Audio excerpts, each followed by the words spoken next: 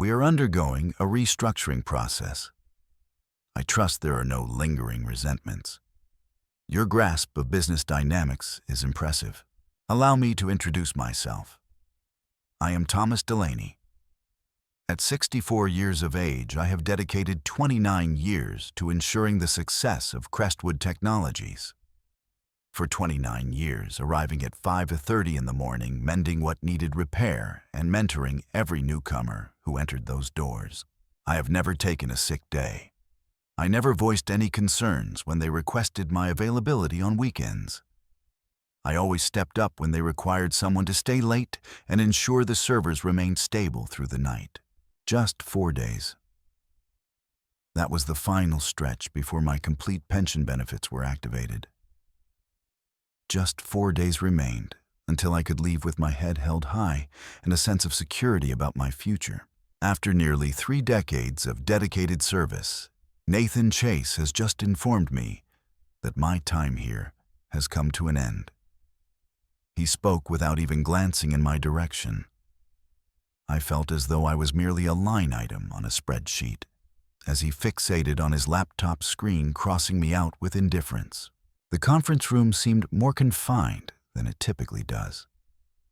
The fluorescent lights hummed softly above a familiar sound that filled the silence of the building as it settled into stillness. I observed through the transparent walls into the cubicles where those I had trained were diligently working, completely oblivious to the fact that the person who had guided them on repairing the air conditioning system and advised them on reliable vendors was about to receive his termination notice. Financial reductions. Nathan pressed on, eventually lifting his gaze. We are transitioning towards a more streamlined approach. This isn't about personal feelings, Frank. It's strictly a matter of business, I acknowledged with a nod. What other options did I have? Debate request. I had witnessed peers my age being removed by security for causing a disturbance. I was determined to take a different path. The termination paperwork sat neatly printed and ready in a manila folder. Common material, calculating the final paycheck, details about COBRAs, reclaiming company assets. I affixed my signature in the designated spot as instructed. I marked all the dates using the same pen that had been my companion for the last 5 years. The one featuring the Crestwood logo that was beginning to lose its vibrancy. Nathan extended his hand, revealing the badge and keys. I removed the ID badge from my belt, the very location it had called home for almost 30 years. The plastic had become polished over time, a testament to countless swipes through card readers. My employee photo captures a time when I appeared younger with brown hair and the belief that I would retire from this place with a sense of dignity. The keys seemed to carry an unexpected weight. Possessed the master keys for every door throughout the building, including those for the equipment rooms, supply closets, and loading dock. I had been entrusted with it all. Silently, I placed them in Brandon's palm, took my copy of the paperwork, and exited the room. Beyond the workstations, individuals were already averting their gazes. Beyond the break room, where I have shared countless lunches at the same table for nearly 3 decades. Beyond the security desk that I had passed countless times before, the parking lot exuded a serene stillness. My truck fired up on the first attempt, just like it always does. I paused for a moment, engine humming, gazing back at the structure. There was an unsettling quality to the entire situation, yet I struggled to identify the exact cause. My entire existence revolves around that location. I began my journey at the age of 35, right after a divorce that left me with only half of what I once had. The position lacked any sense of glamour. In facilities management, my role involved addressing plumbing issues when they arose and ensuring that the heating system functioned properly during the winter months. However, it provided consistent employment with solid benefits, and they assured me that if I remained loyal, they would support me in my later years. Crestwood was quite unremarkable in those days. With around 50 employees and 2 buildings, they are still in the process of defining their identity as a tech company. I observed their development, assisted them in broadening their presence to 4 buildings throughout the industrial district.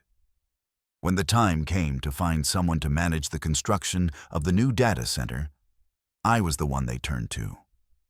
When the city inspectors arrived to inquire about building codes, I was the one they directed to handle their questions.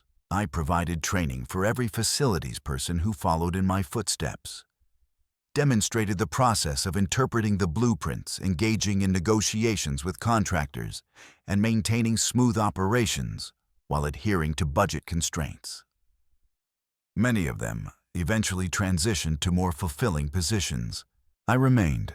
This was my sanctuary. It has been 8 years since my wife passed away.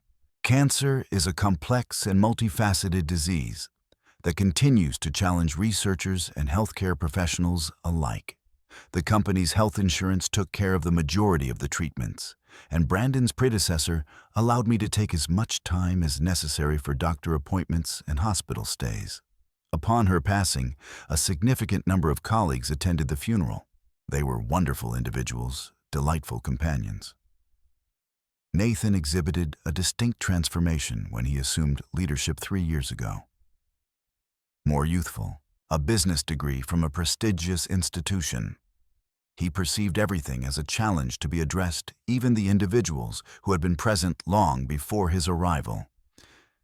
Initiated the engagement of consultants to enhance operational efficiency. Initiated a discussion on optimizing the workforce size. The indications were present if I had chosen to acknowledge them. Nathan ceased to acknowledge me with a simple greeting as he walked by in the hallway. I have been excluded from the monthly department meetings. Upon submitting my budget requests, I received inquiries that were entirely new to me. What is the rationale behind the necessity for numerous maintenance contracts? Is it possible to manage with a reduced number of safety inspections? Wasn't I reaching an age where climbing ladders and crawling around in equipment rooms seemed a bit impractical? I assumed he was merely attempting to establish his authority as the new leader, demonstrate to all that he was implementing transformations. I had encountered this situation previously with other managers. They arrive, create a bit of commotion, and then adapt to the established routine once they grasp the underlying dynamics. However, there were additional aspects to consider. Discussions that fell silent the moment I entered the space. I found myself excluded from meetings that I used to attend. A recent addition to the facilities team inquired about my job responsibilities. Information he shouldn't have had to learn unless there was an intention for him to step into a leadership role. I regret not giving it the attention it deserved. It would have been beneficial to inquire further. As I approached the final stretch, just 4 days from my pension vesting, my mind was solely focused on reaching that milestone. That evening, I found myself at my kitchen table, the termination paperwork laid out before me. The figures failed to align as expected. Based on my calculations, I have accumulated 29 years and 11 months of service. The documentation indicated that I had 29 years and 10 months, just a month away from receiving full pension benefits. I retrieved my old employee handbook, the one from 15 years back, when they revised the retirement policy. It was unmistakably evident. Full benefits are available after 30 years of service or upon reaching the age of 65, whichever occurs first. I was 64 years old, having lived for 29 years and 11 months. Just 4 more days, and I would have reached the milestone of 30 years. That's when I recalled the company-wide memo that Nathan had distributed just last month. I held on to a copy as it appeared to hold significance. Revisions have been made to the employee handbook, detailed explanations regarding retirement benefits. The company demonstrated a strong commitment to upholding all current agreements. I discovered it in my filing cabinet, exactly where I had placed it. Starting now, all calculations for retirement benefits will rely on the continuous years of service outlined in the existing employee handbook. As retirement eligibility draws near, it is essential for employees to carefully examine their service records for accuracy.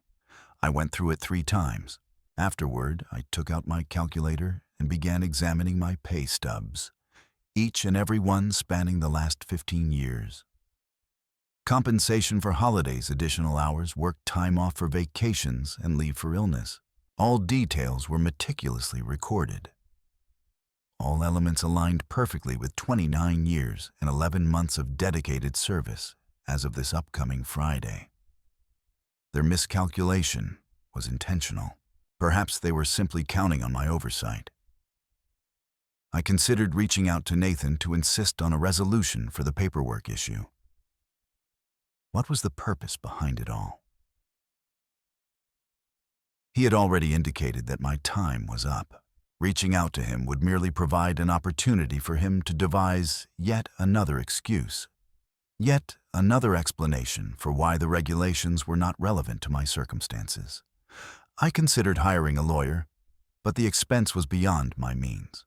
Challenging a large corporation with substantial resources is often seen as a pursuit suited for the youth. That brought Margaret O'Connell to mind. After dedicating 12 years to her role in human resources at Crestwood, she made the decision to retire last year. A perceptive individual consistently adhered to the rules, never allowed the organization to compromise on employee rights. I had come across some information suggesting that she was now engaged in consulting, assisting other companies in steering clear of the legal issues that arise from mistreating employees. I discovered her number in my old contacts and gazed at it for quite a while. Making that call would signify acknowledging that I had been taken advantage of. It would signify taking a stand rather than merely accepting the past and progressing forward. As I sat in my kitchen surrounded by 29 years of pay stubs and a termination letter that contradicted the reality, I came to a profound realization that something had changed within me. I felt no anger. I maintained my concentration. I reached for the phone and made the call. Margaret picked up on the second ring. Her voice resonated just as I recalled. Unambiguous and straightforward, the sort of tone that compelled you to share the truth, regardless of your intentions. "Us Thomas Delaney," she stated before I had the chance to introduce myself. I learned about the recent events. News spreads quickly in this industry. I presented all the details for her consideration. The timing of my termination, the inconsistency in the service calculation, and Brandon's demeanor in recent months have all raised significant concerns. She attentively absorbed the information, posing thoughtful inquiries regarding dates and documentation. Upon completing my thoughts, a significant silence followed. "Did you manage to hold on to all your pay stubs?" she inquired. "All individuals. Internal communications. Are there any updates regarding the policy, all that truly matters?" My wife has consistently emphasized the importance of maintaining thorough records.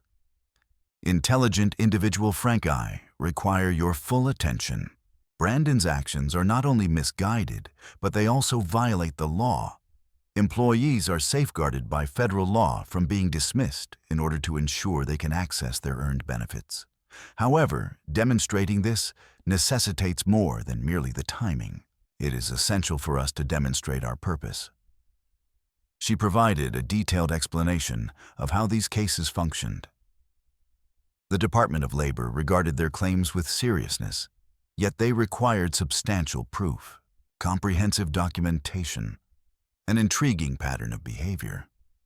It revealed that the termination was not merely a matter of unfortunate timing, but rather a calculated act of deception. She instructed to bring everything to my office on Monday morning. Avoid engaging with anyone at Crestwood. Refrain from sharing anything on social media. It's best to keep what occurred to yourself, even from your neighbors. If this unfolds as I anticipate, our goal is for them to feel as though they have successfully evaded the consequences. On Monday morning, I made my way to Janice's office, bringing along 3 boxes filled with paperwork. Documents such as pay stubs, employee handbooks, memos, performance reviews, and email printouts. Nearly 3 decades of meticulously arranged records presented in a sequential format. She meticulously examined each detail, jotting down observations on a yellow legal pad. Upon reaching Brandon's memo from the previous month, she paused and carefully read it 2 times. "This is truly remarkable," she remarked. "He documented that service calculations must be precise. Then he dismisses you with a flawed calculation just 4 days before you reach 30 years. It seems there are only 2 possibilities. Either he lacks the necessary skills or he is not being truthful. What sets them apart? Inadequate performance leads to reinstatement. Deception can lead to regaining your position along with compensation and a federal inquiry that might dismantle the entire Human Resources Division." She provided a detailed explanation of the process. Submit a grievance to the Department of Labor. They would conduct thorough investigations, engage with witnesses, and meticulously examine documents. Should they uncover proof of intentional benefit denial, Crestwood could encounter significant repercussions, including not only fines, but also possible criminal charges for those implicated. I inquired about the duration. It varies. The time frame could range from weeks to months. However, Frank, it's important for you to grasp a key point. After we submit this complaint, we will have crossed a point of no return. Nathan will certainly realize that you didn't simply leave without making a statement. He is prepared to stand his ground. She was indeed correct regarding that aspect. On Tuesday afternoon, my phone began to ring. Brandon's name appeared on the caller ID. "Frank, I've heard that you've been discussing your termination with others. I trust you have no intentions of making any unwise decisions." I refrained from making any comments. I understand that you're feeling frustrated. However, we adhered strictly to the company's guidelines. Your service record indicates a remarkable tenure of 29 years and 10 months. I have the documentation readily available. What kind of documentation are you referring to? The date you were hired. January 15th, 1996. The date of your termination. November 8th, 2024. It's straightforward arithmetic, Frank. I was aware that he was not being truthful. I began my journey at Crestwood on December 15th, 1995. I possessed the offer letter as evidence. However, Nathan was preparing his defense, attempting to provoke me into a phone argument where he could steer the discussion. I expressed that I had no intention of causing any issues. Excellent. It's great to hear that in the event that an unfounded complaint were lodged against the company, we would need to mount a defense. Defending ourselves may require a thorough examination of that individual's work history, ensuring that they consistently adhered to all company policies. They always respected the boundaries of ownership. I have always refrained from making any statements that could potentially damage the company's reputation. The danger was evident. Stand up for myself, and they would obliterate any remnants of my good name. I comprehend, I replied. And then the call ended. However, I found it difficult to grasp. Not quite. Unbeknownst to Brandon, Margaret had taken the initiative to file the complaint earlier that very morning. On Wednesday evening, Margaret reached out to me with news that transformed everything. She noted that the Department of Labor acted swiftly on this matter. They had been observing Crestwood for some time. "It appears that you are not alone in experiencing this situation." She had a conversation with the investigator who was assigned to my case. In the last 2 years, 3 long-standing employees at Crestwood were let go shortly after they became eligible for full pension benefits. Each of them is in their 60s. Each of them possessed service records that had been perplexingly miscalculated. Margaret elaborated that it is being referred to as a pattern. Methodical refusal of benefits. This is precisely the type of situation that can lead to companies being monitored by federal authorities. However, there was additional depth to consider. The investigator sought access to the personnel files of all 4 employees who had been terminated. The investigation revealed a collection of emails exchanged between Nathan and the newly appointed Human Resources Director, where they deliberated on strategies to enhance workforce efficiency and minimize long-term benefit commitments. Margaret remarked on their lack of cleverness in the situation, utilized the corporate email, discussed particular team members individually. In the last 3 months, your name has come up on 6 occasions. A chill began to take root in my stomach. What were their thoughts about me? You were considered a legacy expense.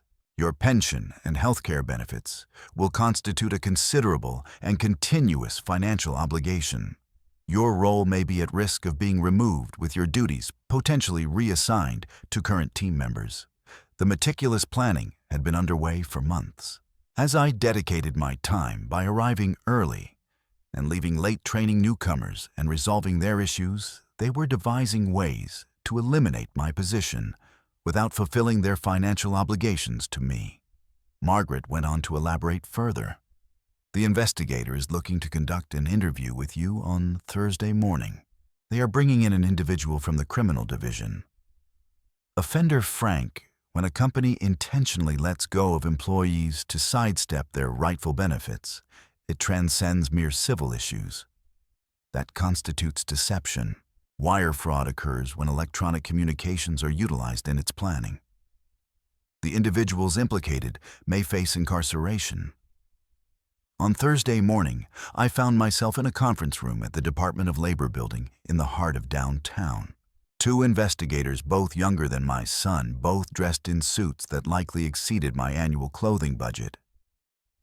They meticulously documented every detail requested that I recount my employment history year by year, and presented me with printouts of emails that were unfamiliar to me. The emails exceeded Janice's description in severity. Nathan and the Human Resources Director engaged in a conversation that extended beyond merely discussing my termination. They had deliberated on the possibility of letting go of individuals nearing pension eligibility. They referred to it as anticipatory workforce management. A spreadsheet was created containing names, dates, and anticipated savings. According to Mr. Delaney, one of the investigators, the evidence suggests that Crestwood Technologies orchestrated a calculated plan to deceive numerous employees out of their rightful benefits. Your situation is merely the latest illustration. They presented me with documents that were entirely new to me.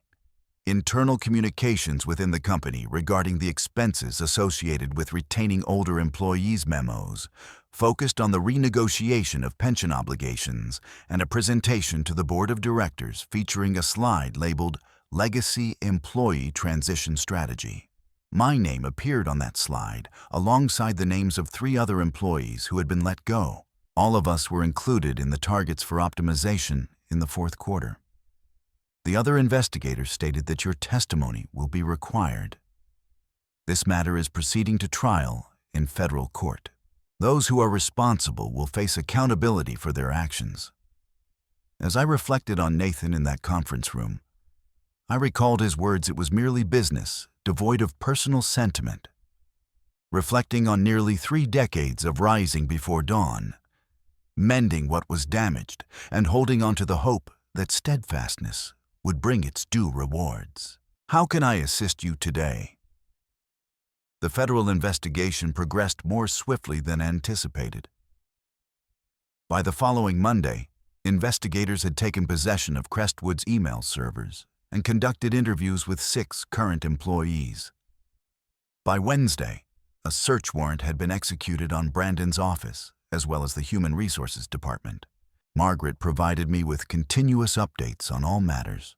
The investigators had uncovered an abundance of evidence that left them somewhat overwhelmed. Internal documents from 3 years ago reveal a deliberate strategy aimed at phasing out older employees alongside spreadsheets that detail potential pension savings. Additionally, email exchanges highlight discussions on the optimal timing for layoffs to circumvent legal repercussions. Margaret shared with me over coffee Thursday morning that they meticulously documented everything. It seems as though they were inviting discovery. The strategy was straightforward yet ruthless. Recognize team members nearing their pension eligibility. Explore the motivations for scrutinizing their effectiveness or relevance. End their employment right before they become eligible for their benefits.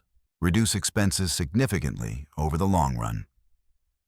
Nathan had framed it for the board as an essential financial requirement. The organization was experiencing growth. However, pension commitments were significantly impacting its profitability. Employees who are younger tend to have lower insurance costs and do not necessitate long-term benefit commitments. The calculations were quite straightforward. What he hadn't anticipated was the presence of someone like me meticulously documenting everything, or someone like Margaret possessing a deep understanding of federal employment law, or investigators who were genuinely committed to addressing benefit fraud. On Friday afternoon, Nathan reached out to me once more. This time his voice carried a different quality, higher in pitch and tinged with nervousness. "Frank, I believe there may have been some confusion regarding your termination. It's time for a conversation. Find a solution. What type of confusion? Are we discussing your record of service? It appears that there might have been a miscalculation on our part. If you could come in on Monday morning, we could go over everything together. Ensure that you receive what is rightfully yours." He was in a state of panic. The inquiry has now entered the public domain, highlighted in the business section of the newspaper. Crestwood's stock price experienced a notable decline of 15% over the course of just 2 days.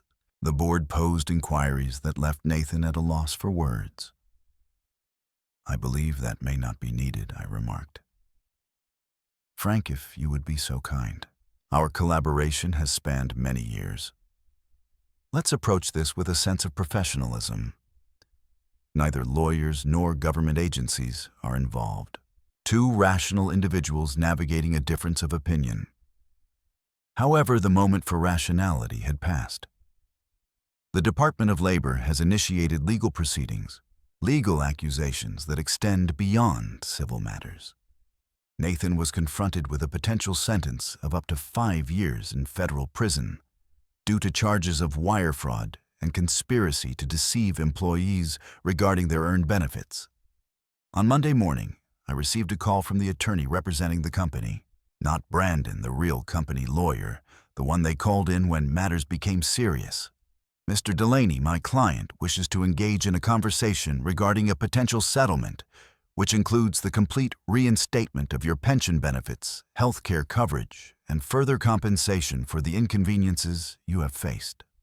What is the amount of extra compensation? We are ready to extend a sum of $50,000 contingent upon your agreement to refrain from any additional legal proceedings." I mentioned that I would consider it. Subsequently, I reached out to Janice. She responded without hesitation, urging, "Don't take it. Frank, they are feeling apprehensive. The legal proceedings are merely the initial step. As this case progresses to federal court, it is likely that additional employees will step forward. This is poised to become a significant class action lawsuit, potentially involving millions of dollars." Her perspective was indeed accurate. As of Tuesday 8, additional current and former employees of Crestwood reached out to the Department of Labor expressing concerns that their terminations or benefit calculations may have been fraudulent. By Thursday, the count had reached 15. The community news outlet featured the story. A federal investigation is focusing on a local tech company. Brandon's photograph graced the front page of the business section, capturing him in a suit that appeared to overwhelm his frame, conveying a sense of unease. All I had to do was wait. The system functioned precisely as intended, and Nathan was on the brink of experiencing what it meant to have his future dictated by another's choices. On Tuesday morning, as I sipped my coffee and perused the newspaper, my phone suddenly rang. Margaret reached out earlier than she typically does. She instructed to switch to Channel 6. At this moment, I located the remote and tuned in to the local news broadcast. Nathan Chase emerged from the Crestwood building in handcuffs, flanked by federal agents who were transporting boxes of documents in his wake. The journalist discussed allegations of wire fraud and a conspiracy aimed at deceiving employees out of their rightful benefits. Federal prosecutors claimed that Chase and Human Resources Director Elaine Walsh orchestrated a deliberate plan to dismiss long-serving employees right before they qualified for full pension benefits, according to the reporter. The reported fraud resulted in significant financial losses for employees, amounting to hundreds of thousands of dollars in benefits they had rightfully earned. The footage captured Nathan teetering a bit as the agents assisted him into a federal marshal's vehicle. His complexion was wan, and his typically immaculate hair was in disarray. He appeared diminished compared to my recollections. The indictment accuses Chase of 14 counts related to wire fraud and conspiracy, the reporter elaborated. If found guilty, he could be sentenced to a maximum of 70 years in federal prison. I switched off the television and settled into the serene atmosphere of my kitchen. For 29 years, rising before dawn, mending what was damaged and holding steadfast to the importance of loyalty. It had significance, though not in the manner I had anticipated. Margaret returned the call an hour later, bringing with her additional updates. The investigation conducted by the Department of Labor has reached its conclusion. A total of 18 employees were impacted by the scheme.